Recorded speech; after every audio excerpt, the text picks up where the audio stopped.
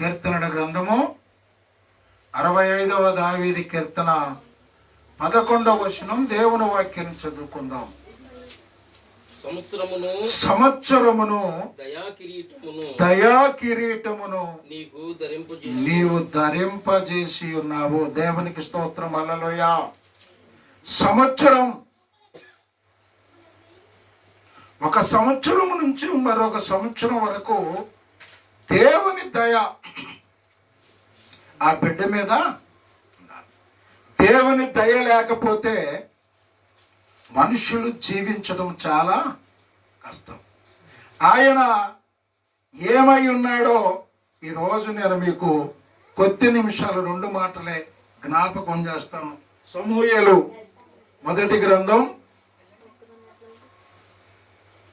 Bible గ్రంథంలో నుండి నేను మీకు ఒక మాటను జ్ఞాపకం చేస్తాను. సమూయేలు మొదటి గ్రంథం 2వ అధ్యాయము 26, 27 వచనాలున్న దేవుని వాక్యాన్ని చదువుకుందాం. సమూయేలు మొదటి గ్రంథం 2వ అధ్యాయము 26, 27 వచనాలు ఉన్న దేవుని వాక్యాన్ని చదువుకుందాం. బాలుడగు సమూయేలు ఇతను ఇంకను ఎదుగుచు యెహోవా దయందును మనుషుల దయందును వర్ధిల్లుచు ఉండెను. దేవునికి స్తోత్రం. హల్లెలూయా. ఒకసారి చప్పట్లు కొడతారా మీ ఫ్రెండ్ తరపున? ఎవరి దయందు? మనుషుల దయందును, ఇంకా దేవుని దయందును దినదినము ఏం చేయాలా? వర్ధిల్లాల. ఎవరు ఎవరు ఎవరు ఎవరు వర్ధిల్లాల్సింది? ఎవరు? మీ ఫ్రెండ్. ఎవరు? దేనికి వచ్చారు మీరు? ఎవరిది? మీ ఫ్రెండ్ బర్త్డేకి వచ్చిన మీరు ఏం చేయాలా? బైబిల్ చెప్తుంది, సమూయేలు, బాలుడగు సమూయేలు ఎలాగంట? దినదినము దేవుని దయందును మనుషుల దయందును తల్లిదండ్రుల దయందును దినదినము ఏం చేస్తూ ఉన్నాడు? వర్ధిల్లుతూ ఉన్నాడు. ఇంకొక మాట జ్ఞాపకం చేసుకుందామా? చూడండి, లూకాసు వార్త బైబిల్ గ్రంథంలో ఇంకొక మాటను చూపించి చివరి మాట చదివించి నేను ప్రార్థన చేస్తాను. లూకాసు వార్త 2వ అధ్యాయములో 51వ వచనం చివరి వచనం చదువుకుందాం. యేసు జ్ఞానమందును మనుషుల దయందును దేవుని దయందును మనుషుల దయందును వర్ధిల్లుచు ఉండెను. దేవునికి స్తోత్రం. ఒకసారి మీ ఫ్రెండ్ కోసం చప్పట్లు కొడతారా?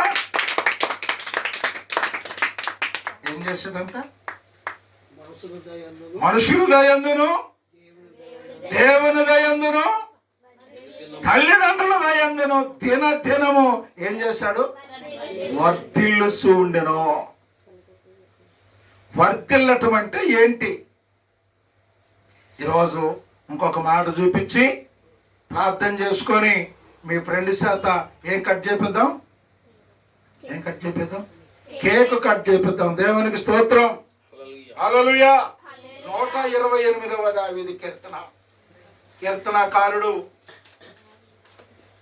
128వ దావీదు కీర్తన రాస్తూ ఒక శ్రేష్టమైన మాటను మనకు జ్ఞాపకం చేస్తూ ఉన్నాడు. మొదటి నుంచి చివరి వరకు చదువుకుందాం. యెహోవా యందలి భయభక్తులు కలిగి ఆయన త్రోవల యందు నడుచు వారందరూ ధన్యులు. నిశ్చయముగా నీవు నీ చేతుల కష్టార్జితము అనుభవించదు. నీవు ధన్యుడవు. నీకు మేలు కలుగును. నీ లోగిట నీ భార్య ఫలించు ద్రాక్షవల్లి వలె ఉండును. ఉండును వలె నీ ఉండును భోజనపు బల్ల చుట్టూ భోజనపు బల్ల నీ చుట్టూ పిల్లలు నీ పిల్లలు ఒలీవ మొక్కల వలె ఒలీవ ఉందురు మొక్కల వలె ఎదిగి ఉందురు. యెహోవా యందలి భయభక్తులు గలవాడు యెహోవా యందు భయభక్తులు గలవాడు ఇలాగు ఆశీర్వదించబడును. ఆశీర్వదింపబడును. దేవునికి స్తోత్రం. హల్లెలూయా హల్లెలూయా. పిల్లలు ఎలాగుంటారంట? భోజనపు బల్ల చుట్టూ ఒలీవ మొక్కలు ఎలాగూ సారవంతముగా ఎదుగుతూ ఉంటాయో పిల్లలు దినదినము దేవుని సన్నిధిలో అలాగే ఎదగాలి అంటే ఏమి నేర్పాలో వాళ్ళకి? ఏమి నేర్పాలా? దేవుని యందు భయము నేర్పాలా, దేవుని యందు భక్తి నేర్పాలా. ఈ రెండు నేర్చుకుంటా ఆ పాపకు చాలా ఉంది. నేను ఎప్పుడు చూశానంటే పోయిన నెలలో మే నెలలో అనుకుంటా గుట్టపాడు మీటింగ్లో చూశా. వాళ్ళక్క తమ్ముడు చాలా ఆశీర్వాదకరంగా ఏం చేస్తున్నారు? పాటలు పాడుతున్నారు. చిన్న వయసు నుంచే వాళ్ళ నాన్నగారు వాళ్ళ అమ్మగారు ఆ పిల్లలను అలాగా దేవుని దయలో పెరుగుతున్నారు, తల్లిదండ్రుల దయలో పెరుగుతున్నారు. సంవత్సరం నుంచి సంవత్సరాంతం వరకు దేవుడు దయ తనకి కిరీటముగా ఏం చేస్తున్నాడు? ఇంకొక చిన్న మాట చదువుకొని ప్రార్థన చేసుకుందాం. ద్వితీయోపదేశకాండం 11వ అధ్యాయం 11వ వచనం చదువుకొని ప్రార్థన చేసుకుందాం. ద్వితీయోపదేశకాండము 11వ అధ్యాయము 11వ వచనం దేవుని వాక్యాన్ని చదువుకుందాం. సారవ్ చదువుతావా? బైబిలు చదువు మరి. 11:11